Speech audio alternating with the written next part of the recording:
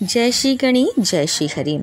चतुर्मास में प्रतिदिन एक ऐसी कथा सुनने से आपके खाली घर में अन्न धन के भंडार भर जाएंगे, खुशियों का खजाना खुल जाएगी।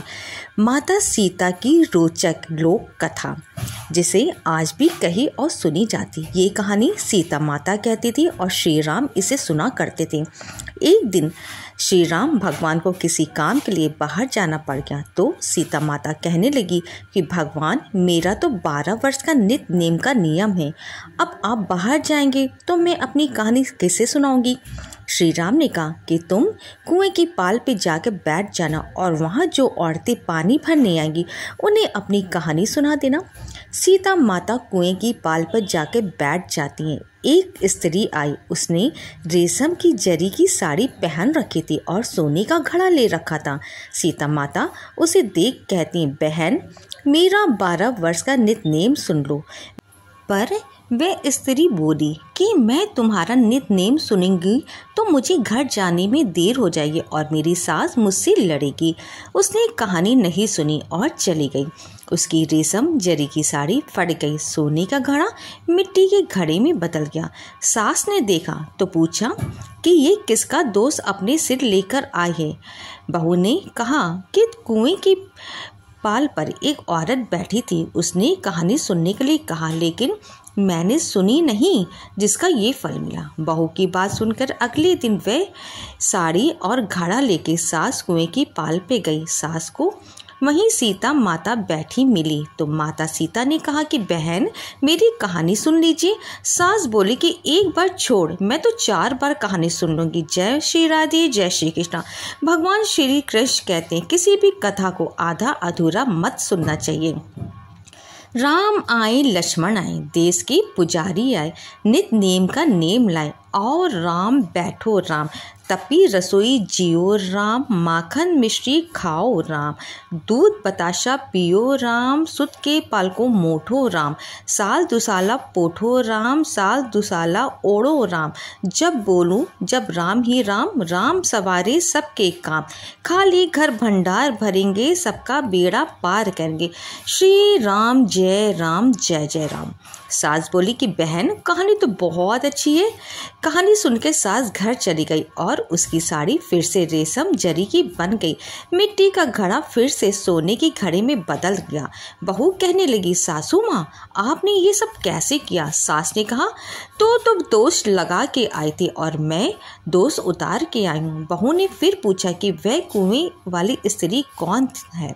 सास बोली कि वह सीता माता थी, वह पुराने से नया कर देती हैं, खाली घर में भंडार भर देती है, वे लक्ष्मी जी का वास घर में कर देती हैं, आदमी की जो भी इच्छा हो उसे पूरा कर देती। बहू बोली कि ऐसी कहानी मुझे भी सुना दो।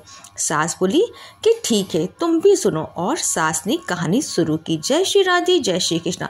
प्रतिदिन चतुर्मास में आप भी यही कहानी सुनिए और कहिए, आपके घर भी खाली घर भंडार भर जाएंगे, सारी मनोकामना पूरी हो जाएंगी। कथा ऐसी है, राम आए, लक्ष्मण आए, देश की पुजारी आए, नित नेम का नेम लाए, आओ राम बैठो राम, तपी रसोई जियो राम, माखन मिश्री खाओ राम, दूध बताशा पियो राम, सुत के पालको मोठो राम, साल दुसाला पोठो राम, साल दुसाला ओढ़ो राम, जब बोलूं जब राम ही राम, राम सवारे सबके काम, खाली घर भंडार भरेंगे, सबका बेड़ा पार करेंगे। श्री राम जय जय राम। कमेंट्स में आप भी बताइएगा कि आपको कथा कैसी लगी और श्री राम करके कमेंट अवश्य कीजिएगा, क्योंकि राम से बड़ा राम का नाम है। कहानी सुनकर बहू बोली कि कहानी तो बहुत अच्छी है। सास ने कहा, ठीक है, इस कहानी को रोज़ कहा करेंगे। अब सास बहू रोज़ सवेरे उठती, नहाती धोती और पूजा करने के बाद नित्य नेम की कहानी सीता माता की कहती। एक दिन उनके यहाँ एक पड़ोस की औरत आई और बोली कि बहन, जरा सी आँच दे देना। तो वह बोली कि आँच तो अभी हमने जलाई ही नहीं। पड़ोसन ने कहा कि तुम सुबह 4 बजे से उठकर क्या कर रही हो। उन्होंने कहा कि सुबह उठकर हम पूजा करते, फिर सीता माता के नित्य नेम की कहानी कहते। पड़ोसन ने उनकी बात सुनकर फिर कहा कि सीता माता की कहानी कहने से तुम्हें क्या मिला? वह बोली कि इनकी कहानी कहने से घर में भंडार भर जाते हैं, सारे काम सिद्ध होते हैं, मन की इच्छा भी पूरी होती है। पड़ोसन कहती है कि बहन ऐसी कहानी तो मुझे भी सुना दो। फिर वह बोली कि ठीक है, तुम भी ये कहानी सुनो। राम आए लक्ष्मण आए, देश के पुजारी आए, नित नेम का नेम लाए, और राम बैठो राम। सारी कहानी सुनने के बाद पड़ोसन कहने लगी बहन कहानी तो मुझे बहुत अच्छी लगी। अब वह पड़ोसन भी नित नेम सीता माता की कहानी कहने लगी। कहानी कहने से सीता माता ने पड़ोसन के घर भंडार भर दिए। अब तो पूरे मोहल्ले में नित नेम की कथा चल पड़ी, हर किसी की मनोकामना पूरी होने लगी। हे सीता माता, जैसे आपने उनके भंडार भरे वैसे ही आप हमारी भी भंडार भरना, कहानी सुनने वाले के भी और कहानी कहने वाले की। आज भी ये कथा उत्तर प्रदेश, बिहार, हिमाचल प्रदेश और हरियाणा के कुछ क्षेत्रों में आज भी ये कथा सीता जयंती पर चाव से सुनाई जाती है और प्रतिदिन कही जाती है। अगर आपको भी कथा अच्छी लगी, आप भी चाहते हैं कि आपके घर में भी सीता माता की कृपा बनी रहे और सारे काम आपके बनते रहें, तो इस कथा को आप चतुर्मास में प्रतिदिन सुनिएगा और कहिएगा। आपकी हर मनोकामना पूरी करेंगे माँ सीता। श्री राम जय करके कमेंट कीजिए। और हमारे चैनल पे पहली बार आए हैं तो चैनल को सब्सक्राइब करके वीडियो को लाइक कर दीजिए, सब्सक्राइब कर दीजिए।